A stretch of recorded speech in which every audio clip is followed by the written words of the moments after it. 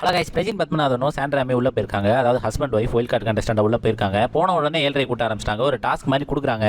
அதில் நீங்கள் எதுக்காக இந்த வீட்டுக்கு வந்திருக்கீங்க அப்படின்ற மாதிரி ஒரு கேள்வி கேட்குறாங்க. அதுக்கு பார்வதி ஆன்சர் பண்ணுறாங்க. நான் யாருன்னு புரிஞ்சுக்கிறதுக்கும் அப்புறம் ரியலாக இருக்கிறதுக்கும் அப்படின்னா, ஓ இது உங்கள் ரியலா அப்படின்ற மாதிரி கேட்குறாங்க சாண்ட்ராமி. எனக்கு ஒன்று புரியலை.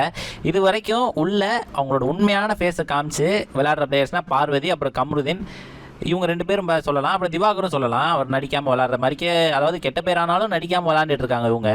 இதை பார்த்து சபரியை கேட்டிருந்தா கூட பரவாயில்ல. ஏன்னா ஃபுல் அண்ட் ஃபுல் ரியல் ஃபேஸை மறைச்சிக்கிட்டு சபரி கூல் அப்படின்னு சண்டை புடையில் கத்திக்கிட்டு இதெல்லாம் பண்ணிட்டு இருப்பாரு. அவரை கேட்டிருந்தா ஒரு நியாயம் இருக்குது. இவங்க பார்வதியை கேட்குறது தான் சரியில்லை. ஏன்னா அவங்க ரியலாக விளாண்டு கிரிட்டிசைசம் நிறையா வாங்கிட்டு இருக்காங்க. நெக்ஸ்ட்டு அரோரா, உங்களுக்கு ஒரு கரெக்ட் இருக்கும், எனக்கு ஒரு கரெக்ட் இருக்கும் அப்படின்றத கேட்குறாங்க. அவங்க கேட்குறது கரெக்ட் தான். உள்ள விளாண்டுட்டு இருக்கையில் அவங்களுக்குன்னு ஒரு நியாயம் இருக்கிற மாதிரி இருக்கும். ஸோ இவங்களுக்கு ஆடியன்ஸ்க்கு வேறு நியாயம் இருக்கலாம். ஸோ அதை சொல்லிட்டு இருக்கும் பொழுதே ஹீரோயிசத்தை காட்டுறேன், மாஸ் காட்டுறேன்னு சொல்லிட்டு அதை கிளிக்கிறது இதெல்லாம் பண்ணிட்டு இருக்காரு. அது ரூடாக தான் இருந்துச்சு.